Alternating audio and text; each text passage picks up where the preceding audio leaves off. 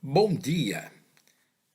Neste domingo de Páscoa, quando ocorreu a ressurreição de Cristo, nós desejamos relembrar as 7 palavras ditas por Jesus após ter sido crucificado. Na sexta-feira de Páscoa, Jesus foi traído por Judas Iscariotes, vendido por 30 moedas de prata, preso e julgado durante a madrugada. Este foi o maior crime da história da humanidade, onde o poder religioso e o poder político se uniram para acusar Jesus de blasfêmia contra Deus e conspiração contra César. Os sofrimentos da cruz revelam-nos a extensão da graça divina e a plenitude do magnífico amor da parte de Cristo Jesus, o nosso Salvador. Ao amanhecer o dia, Jesus foi condenado, chicoteado, humilhado, crucificado às 9 horas da manhã e morreu à hora nona, aproximadamente 3 horas da tarde. Antes de ser crucificado, os soldados colocaram nele uma coroa de espinhos e fizeram com que carregasse uma cruz pesada durante um longo percurso até chegar no Monte Calvário, ou Monte da Caveira, onde foi pregado e levantado no madeiro. Jesus sangrou, sofreu dores lacinantes e ali proferiu as 7 palavras que nós gostaríamos de analisar em 2 mensagens. Nas suas primeiras palavras, Jesus revelou altruísmo, seu amor ágape e a sua compaixão pela humanidade. Nas 4 últimas palavras, Jesus demonstrou seu sofrimento como Deus-homem, sua vitória e triunfo na cruz, seu sacrifício vicário perfeito.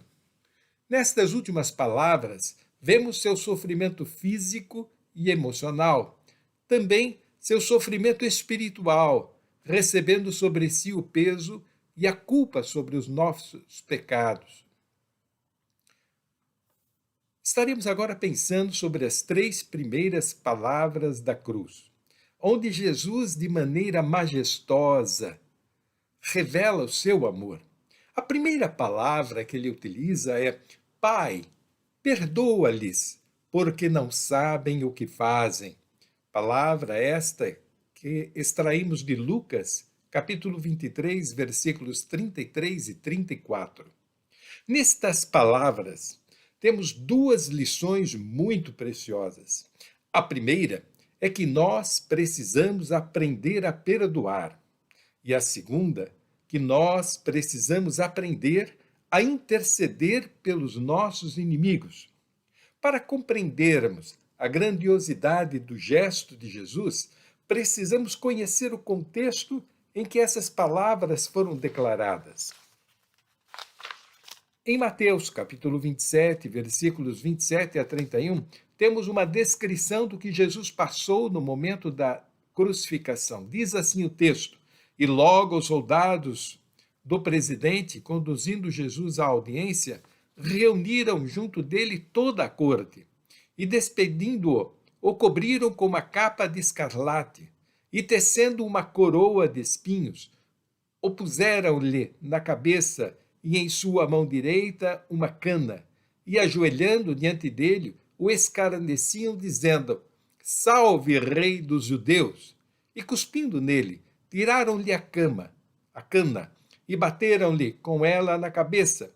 E depois de o haverem escarnecido, tiraram-lhe a capa, vestiram-lhe as suas vestes e o levaram para ser crucificado. E a resposta de Jesus é: Pai, perdoa-lhes, porque não sabem o que fazem. Diante da dor, diante do sofrimento físico e emocional, Jesus pede ao Pai que perdoe os seus algozes. Quando os soldados, a mando de Pilatos, o chicotearam, partes da sua pele e da sua carne foram arrancadas, porque o chicote utilizado pelos soldados tinha pedaços de ossos e metais nas pontas que era justamente para impregnar dor e sofrimento àqueles que recebiam a pena. Foi um sofrimento indescritível. Jesus intercede pelos seus inimigos, que naquele momento poderia ser Anás, Caifás, Herodes, Pilatos, os saduceus, os fariseus, os soldados, os judeus. Aqui Jesus também intercede por nós, pecadores. O apóstolo Paulo, escrevendo sua carta aos Romanos, capítulo 5, versículo 10, ensina que, sendo pecadores, éramos inimigos de Jesus. E declara assim: porque se nós, quando inimigos, fomos reconciliados com Deus mediante Jesus Cristo.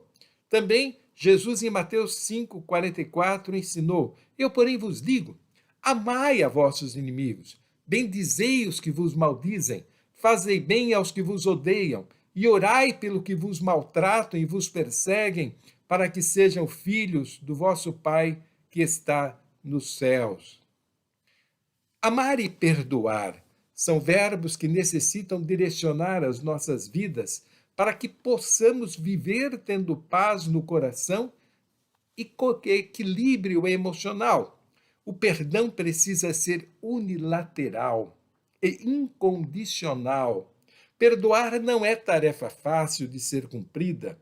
Significa superar a nossa dor, nosso orgulho, nossa dignidade, nossa alma em agonia, que muitas vezes grita pedindo justiça, desejosa de reparação pelo ofensor. Perdoar é um gesto de amor não correspondido, que abre a porta para o diálogo, para a reconciliação e para a comunhão. Não espere que seu ofensor se humilhe e venha até você. Exerça o perdão já no seu coração e você se libertará da mágoa, da raiva, do ódio e da dor. A segunda lição desta primeira palavra é que Jesus é nosso intercessor junto ao Pai. Em Romanos 8,34, o apóstolo Paulo declara: quem poderá nos condenar? Pois foi Cristo quem morreu, ou antes, quem ressuscitou dentre os mortos, o qual está à direita de Deus e também intercede por nós. Escrevendo sua primeira carta, o apóstolo João, no capítulo 2, versículo 1, ensina: filhinhos meus, estas coisas eu lhes escrevo, para que não pequeis. Mas, se todavia alguém pecar, nós temos um advogado junto ao Pai, Jesus Cristo, o justo. Queridos, que essas duas lições é necessário perdoar, é necessário interceder por aqueles que nos agridem e também que Deus nos perdoa mediante o sacrifício de seu Filho na cruz do Calvário, estejam latentes e façam parte da nossa vida, levando-nos a cada dia a viver na presença de Deus, tendo-o, assim como Jesus, como Pai, que Deus a cada momento seja o nosso Pai, o Paizinho de todas as horas, na expressão da palavra Abba, a quem nós recorremos com todo o nosso coração. A segunda palavra, dita por Jesus na cruz do Calvário, foi: em verdade te digo que hoje mesmo estarás comigo no paraíso. Para entendermos estas palavras, estaremos relembrando o texto de Lucas, capítulo 23, versículos 32 a 43, que diz assim: levaram também 2 criminosos para serem mortos com Jesus. Quando chegaram ao lugar chamado a Caveira, ali crucificaram Jesus e junto dele, com ele, os 2 criminosos, um à sua direita e outro à sua esquerda. Um dos criminosos que estavam crucificados ali insultava Jesus, dizendo: você não é o Messias? Então, salve a você mesmo e a nós também.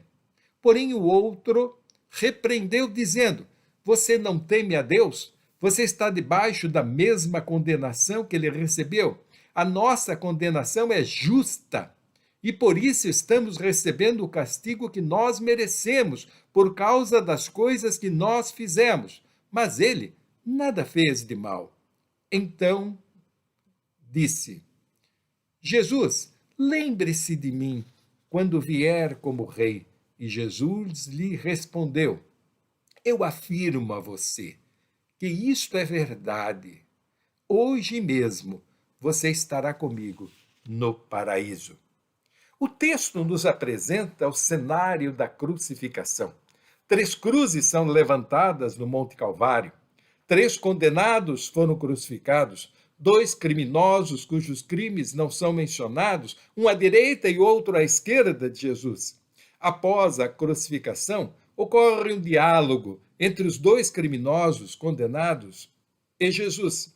O primeiro criminoso revela-se um blasfemador, incrédulo, rebelde, zombador. Declara a este criminoso: se tu és o Cristo, salva-te a ti mesmo e salva a nós. No cristianismo pós-modernidade, temos visto muitos pregadores do evangelho da prosperidade que arrebanham multidões de fiéis com expressões semelhantes. Se teu Deus é Deus, encoste-o na parede, determine, e ele fará. Faça-lhe provar que é de verdade Deus. É o evangelho da arrogância. É o evangelho que busca vantagens materiais, evangelho destituído da humildade, da submissão e da graça salvadora de Jesus.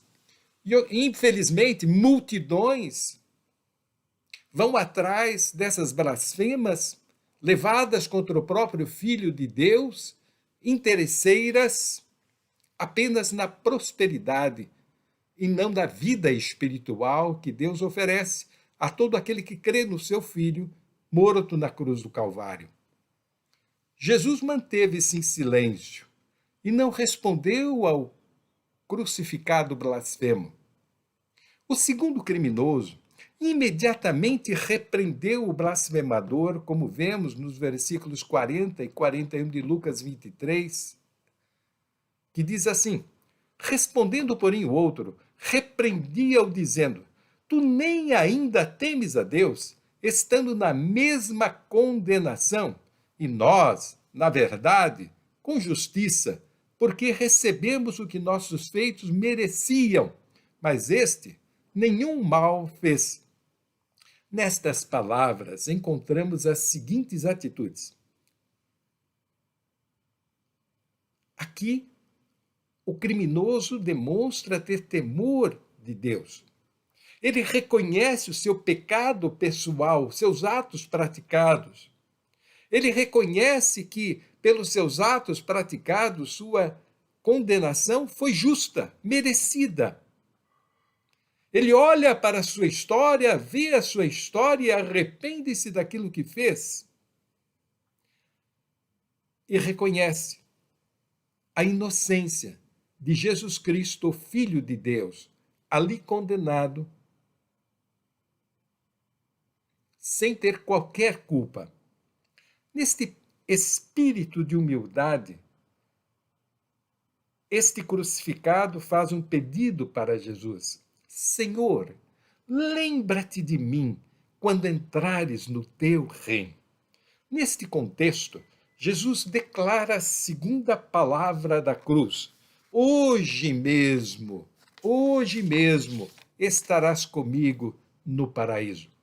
Esta palavra está em perfeita consonância com aquelas que encontramos em Mateus, capítulo 11, versículo 28 a 30, onde Jesus diz: vinde a mim todos vocês que estão cansados e oprimidos, e eu vos aliviarei. Tomem sobre vocês o meu jugo e aprendam de mim, que sou manso e humilde de coração, e encontrareis descanso para as vossas almas, porque o meu jugo é suave e o meu fardo é leve. Aqui, já crucificado, Jesus manifestou seu amor por este pecador arrependido. Outra verdade incontestável é que o perdão divino independe das nossas obras. É manifestação da graça salvadora de Deus a todo aquele que crê. Jesus foi enfático e garantiu: hoje mesmo estarás comigo no paraíso. Não há qualquer dúvida nesse texto sobre a salvação deste homem que, arrependido, buscou a Jesus. Jesus não falou em lugar intermediário ou purgatório, mas afirmou que através dele estarás comigo O criminoso arrependido, com ele, estaria no paraíso.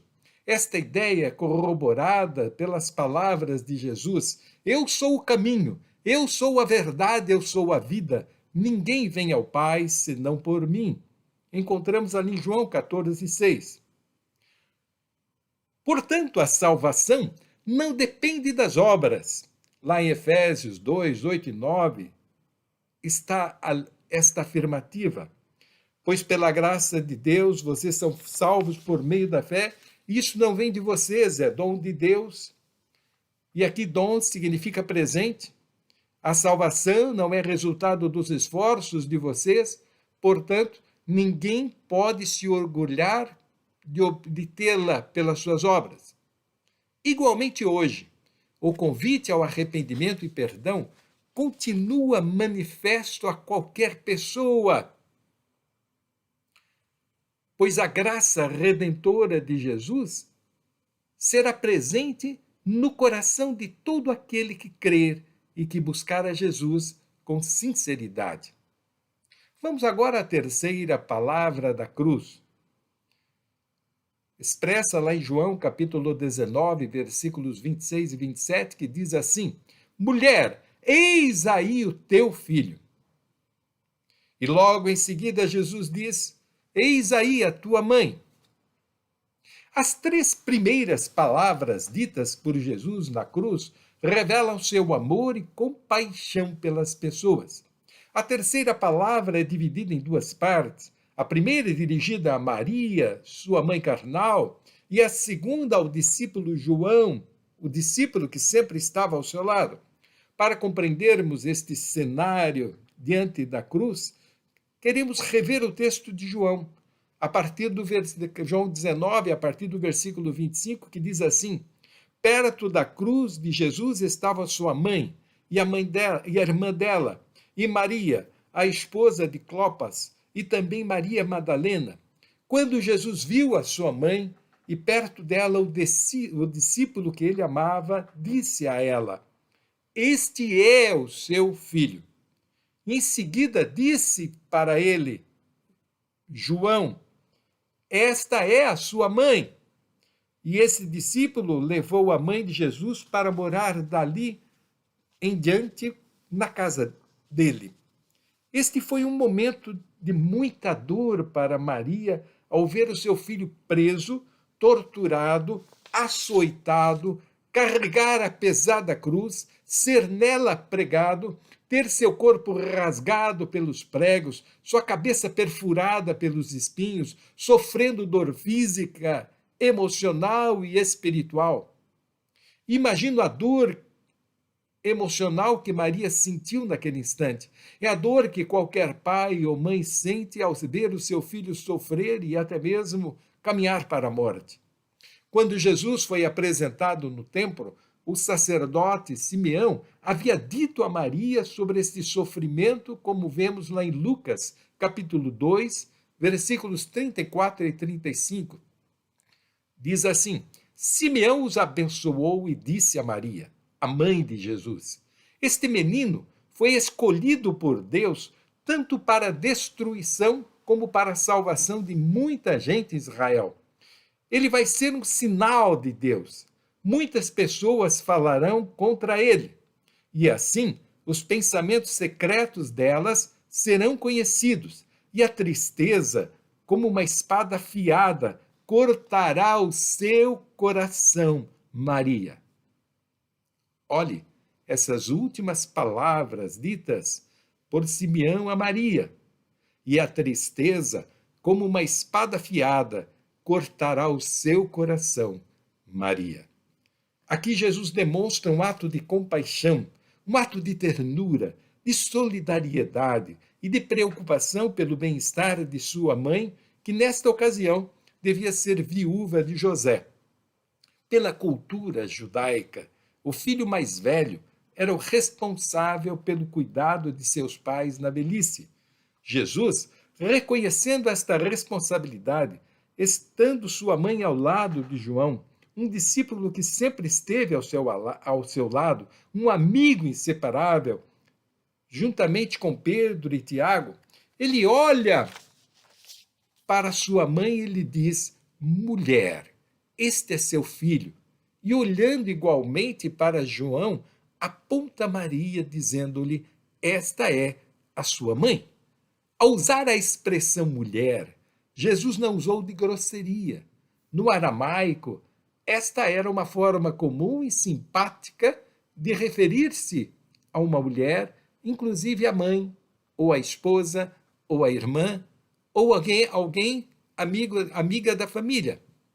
Nas Escrituras, em Êxodo, capítulo 20, versículo 12, há uma ordenança para os filhos que diz assim: honra teu pai e a tua mãe. Esta ordenança era conhecida por Jesus. Determinava que os filhos deveriam estar presentes ao lado de seus pais até morrerem, demonstrando amor e tendo cuidados necessários ao bem-estar de cada um.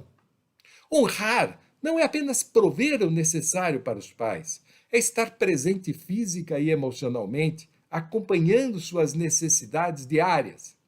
No tempo de Jesus, os fariseus haviam deturpado este mandamento deixado por Moisés, abandonando o cuidado de seus pais, e, em troca, dirigiam-se ao templo e ali faziam uma oferta aos sacerdotes, utilizando a expressão hebraica korban, ficando dessa forma livres desta obrigação. Em Marcos 7, 9 a 13, temos o seguinte texto onde Jesus fala repreendendo esta maneira que eles usavam para salvaguardar-se da obrigação de cuidar dos pais. Diz assim o texto: e Jesus acrescentou: vocês são bastante espertos para deixar de lado o mandamento de Deus a fim de guardar as tradições de vocês. Com efeito, Moisés ordenou: honre a teu pai e sua mãe, e ainda, quem amaldiçoa o pai ou a mãe deve morrer. Mas vocês ensinam que é lícito alguém dizer a seu pai e a sua mãe: o sustento que vocês poderiam receber de mim é korban, isto é, consagrado a Deus, e essa pessoa fica dispensada de ajudar seu pai e sua mãe. Assim vocês esvaziam a palavra de Deus com a tradição que vocês criaram e transmitem. E vocês fazem muitas outras coisas como essas.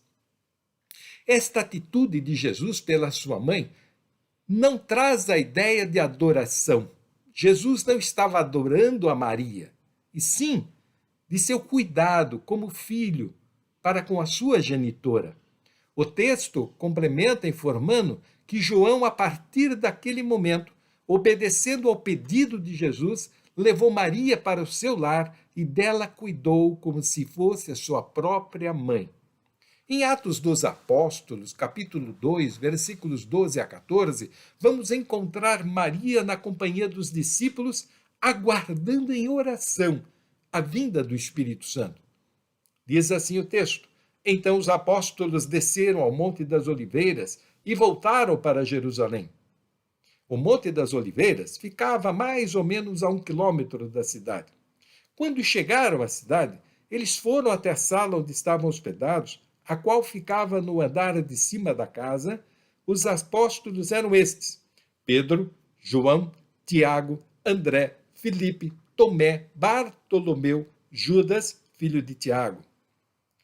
Eles sempre se reuniam, todos juntos, para orar com as mulheres, a mãe de Jesus e os irmãos dele. Este texto mostra Maria na companhia dos discípulos e de seus filhos carnais, na condição de discípula de Jesus, aguardando que as palavras de Jesus fossem cumpridas. Concluindo esta terceira palavra dita por Jesus, eivada de amor e solidariedade, ela nos ensinou igualmente a honrarmos nossos pais estando ao lado deles, sendo carinhosos, cuidadosos e prestativos enquanto viverem. Agora, gostaria de rapidamente pensar sobre a quarta palavra na cruz, que diz assim: por volta das 3 horas da tarde, Jesus clamou em alta voz, dizendo: Eli, Eli, iema sabachthani. Isto quer dizer, Deus meu, por que me desamparaste? Esta quarta palavra de Jesus na cruz do Calvário, dita 3 horas após ter sido crucificado, é a repetição das palavras constantes no Salmo 22, versículo 1, que diz assim: meu Deus, por que me abandonaste? Por que ficas tão longe? Por que não escutas quando eu grito pedindo socorro? Também nesses momentos de profunda dor e sofrimento, se cumpria a profecia existente no Salmo 69, versículo 1. Quando estava com fome, eles lhe deram veneno. Quando estava com sede, lhe ofereceram vinagre. A quarta palavra dita por Jesus na cruz do Calvário é de profundo significado espiritual e temos apenas uma compreensão parcial da sua aplicação teológica. Humanamente, não conseguimos compreender porque Jesus, sendo santo, inocente, imaculado, não tendo pecado, sofreu tanto e foi abandonado por Deus. Em Mateus, capítulo 27, 45 a 56, temos o relato do cenário que acompanhou as últimas 3 horas, até a morte de Jesus. Diz assim o texto: ao meio-dia, começou a escurecer e toda a terra ficou 3 horas na escuridão. Às 3 horas da tarde, Jesus gritou bem alto: Eli, Eli, ema sabachthani. Essas palavras querem dizer: meu Deus, por que me abandonaste? Algumas pessoas que estavam ali ouviram isso e disseram: ele está chamando Elias. Uma dessas pessoas correu e molhou uma esponja com vinho comum, que podemos também ler como vinagre, pôs na ponta de um bastão e deu para Jesus beber. Mas os outros disseram: espere, vamos ver se Elias vem salvá-lo. Aí Jesus deu outro grito forte e morreu. Então a cortina do templo se rasgou em 2 pedaços, de cima até embaixo. A terra tremeu e as rochas se partiram. Os túmulos se abriram e muitas pessoas do povo de Deus que haviam morrido foram ressuscitadas e saíram dos túmulos. E depois da ressurreição de Jesus, entraram em Jerusalém, a cidade santa, onde muitos viram essas pessoas.